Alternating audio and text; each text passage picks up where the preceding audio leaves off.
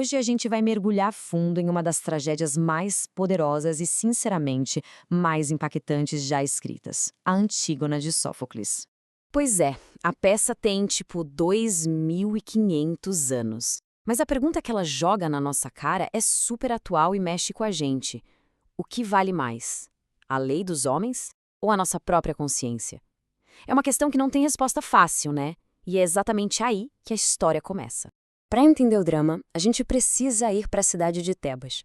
O clima lá é tenso. A cidade acabou de sair de uma guerra civil horrível. Então, a guerra acabou e a cidade de Tebas está, assim, vitoriosa, mas cheia de cicatrizes. No meio dessa confusão toda, uma tragédia familiar.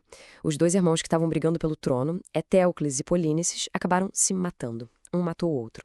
E quem assume o poder? O tio deles, Creonte. E a única prioridade dele é uma só: botar ordem na casa.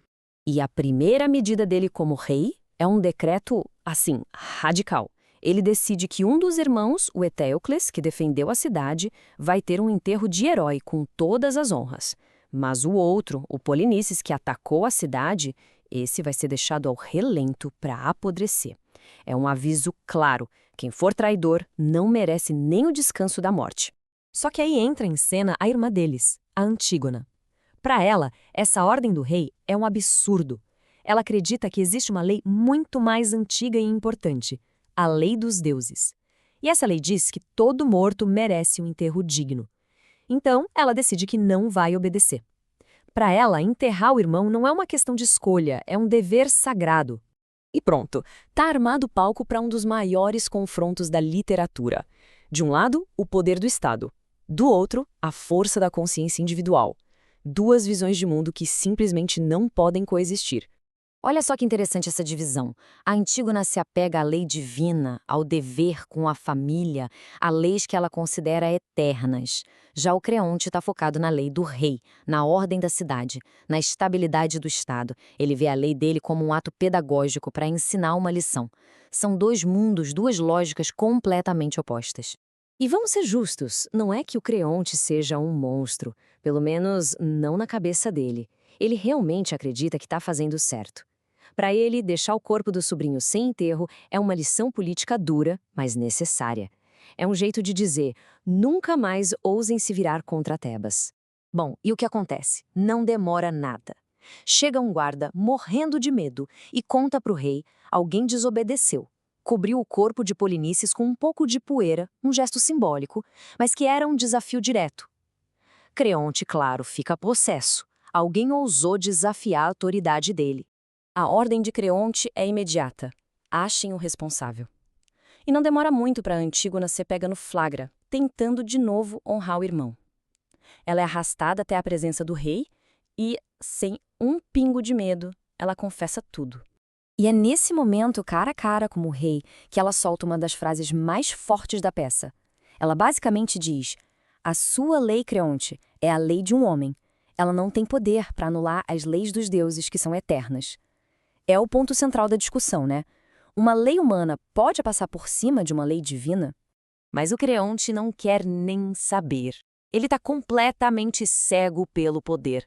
Nem o próprio filho dele, Émon, que por acaso é noivo da Antígona, consegue convencê-lo. A sentença é decretada e é terrível. Antígona vai ser emparedada viva numa caverna.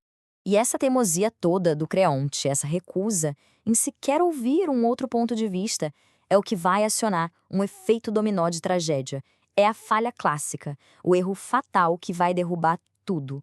E essa falha tem nome: híbris. É uma palavra grega que significa basicamente um orgulho excessivo, uma arrogância que te faz achar que é maior que todo mundo, até mesmo maior que os deuses.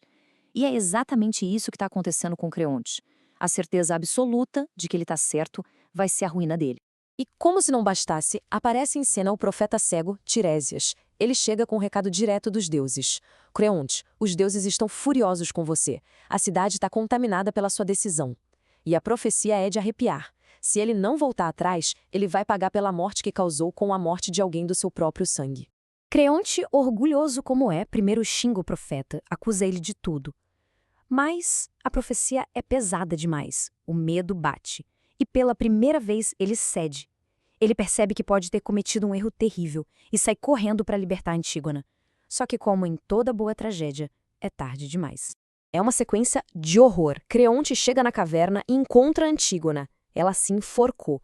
Ao lado dela, o filho dele, Émon, que ao ver o pai se mata na frente dele. E a onda de desgraça não para. A notícia da morte do filho chega para a rainha Eurídice, a esposa de Creonte, e ela, de tanta dor, também se mata. O resultado final é desolador. Creonte não morre. Talvez o destino dele seja até pior. Ele fica vivo, sentado no trono, mas completamente sozinho. Um rei sem reino, sem família, sem nada. Quantos herdeiros restaram para Creonte no final de tudo? 0. Nenhum. O preço que ele pagou pela teimosia, pelo orgulho, foi absoluto. Ele perdeu o filho, a esposa, o futuro, tudo. No final, quem dá o recado é o Quero, que funciona como a voz da sabedoria na peça. E a lição é clara. A maior parte da felicidade vem da sabedoria. E ser sábio significa, antes de tudo, não desafiar os deuses, ter humildade. E a peça termina, mas a pergunta fica no ar, ecoando até hoje. A tragédia toda foi culpa só do orgulho de Creonte, da sua híbris? Ou será que existe algo na própria natureza do poder, na solidão que ele impõe, que leva a decisões tão terríveis? É uma reflexão e tanto, que continua mais atual do que nunca, mesmo depois de 2500 anos.